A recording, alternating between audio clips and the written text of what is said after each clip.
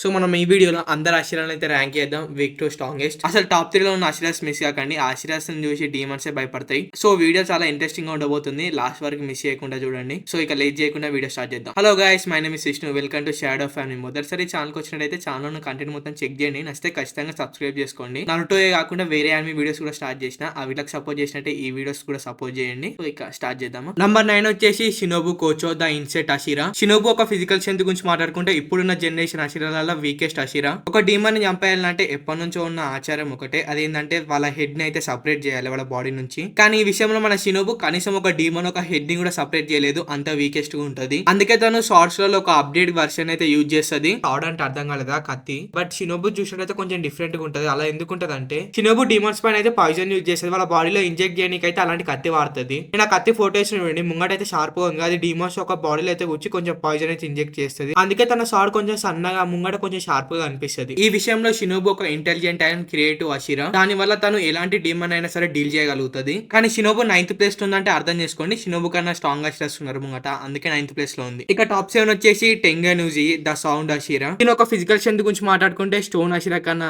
తక్కువనే ఉంటది అనుకోండి, ఎక్కువేం ఉండదు. నేను ఫిజికల్ స్ట్రెంత్ గురించి మాట్లాడుకుంటే టాప్ 2 లోకి వస్తాడు. టాప్ 1 లో ఉంటారు మీకు తెలుసు. ఒకవేళ తన డిమోస్లేయర్ మార్క్ కూడా అన్లాక్ చేస్తే గాల్ లెవెల్ కి వెళ్ళిపోతాడు మామ, అందులో ఏ డౌట్ లేదు. ఒక డిమోస్లేయర్ అలాగే ఒక నింజా వల్ల తనకి జడ్జ్మెంట్ ఎక్స్పీరియన్స్ అనేది చాలా బాగా ఉంటది. ఇలా క్యారెక్టర్ గురించి పూర్తిగా అయితే మనకి అషిరా ట్రైనింగ్ ఆర్క్ లో తెలుస్తుంది. నెక్స్ట్ వాళ్ళు వచ్చేసి నాకు తెలిసి 7th 6th లో ఉన్న వాళ్ళని చూసి మీరు నన్ను ఖచ్చితంగా తిట్టుకుంటారు. ఎందుకంటే నేను చెప్పేది చాలా మంది ఒప్పుకోరు. నాకు తెలిసి చాలా మందికి ఇంకా తెలియదు వీళ్ళిద్దరి ఓల్ స్ట్రాంగ్ గా కూడా. ఈ వీడియోలో నేను క్లారిటీ ఇస్తాను. ఆ 7th ప్లేస్ లో అషిరా ఓల్ అంటే Kyojuro రింగోకు the flame అషిరా. ముగన్ train arc లో అయితే మనకి రింగోకు అయితే పరిచయం అయి ఉంటాడు. అదే ఆర్క్ లో మన రింగో కూడా చనిపోతాడు. అసలు రింగోకు చనిపోయినప్పుడు మీరు ఏడవకపోతే బ్రో మీకు అసలుకి హార్ట్ అనేది ఉందా? రింగోకు చనిపోయినప్పుడు కనీసం ఏడవకపోయినా గానీ మీ హార్ట్ లో కొంచెం ఎమోషన్ గా కూడా అనిపించలేదా? కనీసం అలా కూడా అనిపించకపోతే అది నీ ఒపీనియన్ బ్రో. నాకేం తెలుసు, కొంతమందికి అనిపిస్తుంది కొంతమందికి అనిపించదు, కానీ నేనేమనొద్దు. రింగోకు ఒక మోటివేషన్ అలాగే తన ఇన్స్పిరేషన్ స్పిరిట్ వల్ల చాలా మందికి నచ్చిండు. అప్పటి డీమన్ ముంగడ తను గెలవడానికి తెలిసినా కూడా తను చనిపోయేరాకైతే ఫైట్ చేసిండు. అలా ఫైట్ చేసే తను చనిపోయి ఆ ట్రైన్ లో ఉన్న వాళ్ళందరినీ అయితే సేవ్ చేసిండు. ఇప్పుడు తను అషిరా లాగా బతికి లేకపోయినా గానీ తను ఒక ట్రూ హీరో. అప్పటి డీమన్ అకాజుట్ అయిన ఫైట్ లో గెలిచిన ఫైటర్. వాళ్ళ అమ్మ చెప్పిన మాట కోసం తన లైఫ్ ను తను కేర్ చేసుకోకుండా పక్క వాళ్ళని కాపాడుకుంటా చనిపోయిన ఒక గొప్ప కొడుకు.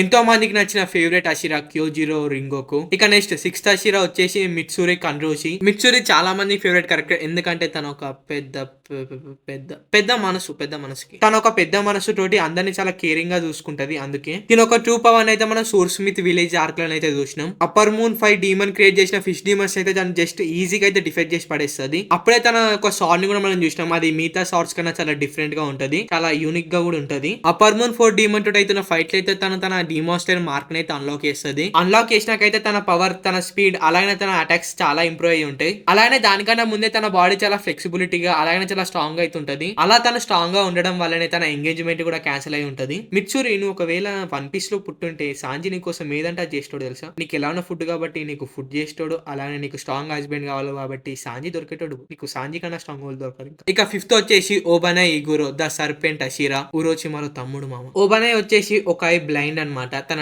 ఐస్ ని చూస్తే మీరు డిఫరెన్స్ అయితే చెప్పేస్తారు, ఎందుకంటే అవి డిఫరెంట్ కలర్ లో ఉంటాయి. అందుకే ఓబనై తోటి ఒక స్నేక్ ఉంటది కదా, దాని స్నేక్ అనొద్దు. ఓబనై కోపం వస్తుంది. అది ఓబనై ఒక ఫ్రెండ్ అనమాట. అది ఇంకోసారి విజువల్ ని చూడడానికి అయితే ఓబనైకి అయితే హెల్ప్ చేస్తుంది. ఇక నంబర్ 4th వచ్చేసి గియు టోమి ఒక ద వాటర్ అషిరా. సీజన్ 1 తర్వాత తను ఒక మేజర్ ఫైట్ అయితే మనకు చూసే అవకాశం అయితే రాలేదు. బట్ ఇన్ఫినిటీ క్యాజిల్ లో మాత్రం తను అప్పర్ మూన్ 3 తోటి అలానే మూజాన్ తోటి అయితే ఫైట్ చేయబోతుండు. గియు అందరు అషిరా లెక్క కాదు, కొంచెం డిఫరెంట్ గా ఉంటాడు. ఎప్పుడు కామ్ గా అలానే బ్యాటిల్ కి రెడీగా ఉన్నట్టు ఉంటాడు. అలా ఎందుకు ఉంటాడో తెలుసుకోవాలనుకుంటే అషిరా ట్రైనింగ్ ఆర్క్ అయితే చూడండి. ఇక నంబర్ 3 వచ్చేసి మ్యూచిరో టోకిటో ద మిస్ట్ అషిరా.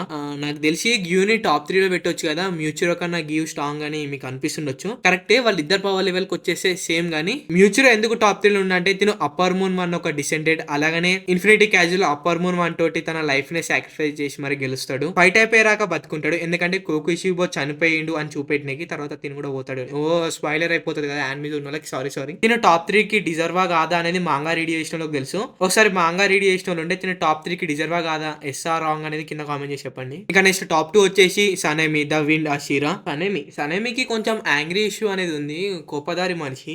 తిన యాంగ్రీ ఇష్యూ ఏ లెవెల్‌లో ఉంటదో మనం సీజన్ 1లో చూసినాం కదా! నెజుకోని ఎలా పొడుస్తాడో చూసినాంగా. అయితే ఇప్పుడు ఈ యాంగ్రీ ఇష్యూ అనేది ఇన్ఫినిటీ క్యాజిన్‌లో అప్పర్ మూన్ 1 ముంగట, మూజన్ ముంగట పనిచేస్తదో లేదో ఇన్ఫినిటీ క్యాజిన్‌లో చూడండి నేను చెప్పా. అలాగనే తినకి డీమాన్ స్లేయర్ కర్స్ మార్క్ వస్తది. అలానే రెడ్ కలర్ సార్డ్ కూడా వస్తది. అలాగనే తిన పేరుకి తగ్గట్టే విండాజిరా కదా! అలాగనే గాలి లెక్కన చాలా స్పీడ్‌గా ఉంటాడు. ఇక తిన ఫిజికల్ స్ట్రెంత్ గురించి మాట్లాడుకుంటే తినతోటి ఫైట్ చేసేటప్పుడు డీమన్స్ కి కళ్ళు తిరుగుతాయి మామ. అలా ఫైట్ చేస్తాడు. అలాగనే సనేమి తన బ్రీతింగ్ స్టైల్ ని చాలా బాగా కంట్రోల్ చేయగలుగుతాడు. To be frank win breathing కి తిను మాస్టర్ అని చెప్పొచ్చు. అలా కంట్రోల్ చేస్తాడు. ఇక ఫైనలీ ఫస్ట్ వచ్చేసి గియోమి హమేజిమా ద స్టోన్ అషిరా. సారీ నిజంగా చెప్పాలంటే ద అషిరా గాడ్. తిను సార్న్ అయితే యూజ్ చేయడు. జైన్ ఫిల్మ్ అలానే యాక్స్ అయితే యూజ్ చేస్తాడు. తన స్టోన్ బ్రీతింగ్ కి కరెక్ట్ మ్యాచింగ్ మామ ఇది. తిను ఇన్ఫినిటీ క్యాజిల్ లో అయితే అప్పర్ మూన్ 1 అలానే ముజాన్ అయితే ఫైట్ చేస్తాడు. జస్ట్ ఇమాజిన్ మామ సౌండ్ అషిరా అలానే అప్పర్ మూన్ దాంట్లో వీకెస్ట్ డీమన్ ఫైట్ చేసుకుంటే గాల్ లెవెల్ ఫైట్ సీన్ అయితే మనం చూసినాం. అయితే ఇప్పుడు అప్పర్ మూన్ 1 అలాగే స్ట్రాంగెస్ట్ అషిరా ఫైట్ చేసుకుంటే ఏ లెవెల్లో ఉంటది. డిమాన్స్టర్ యానిమేషన్ అంటే ఏ లెవెల్ ఉంటుందో తెలుసు కదా. ఈసారి సర్వాలు ఇవ్వడం కాదు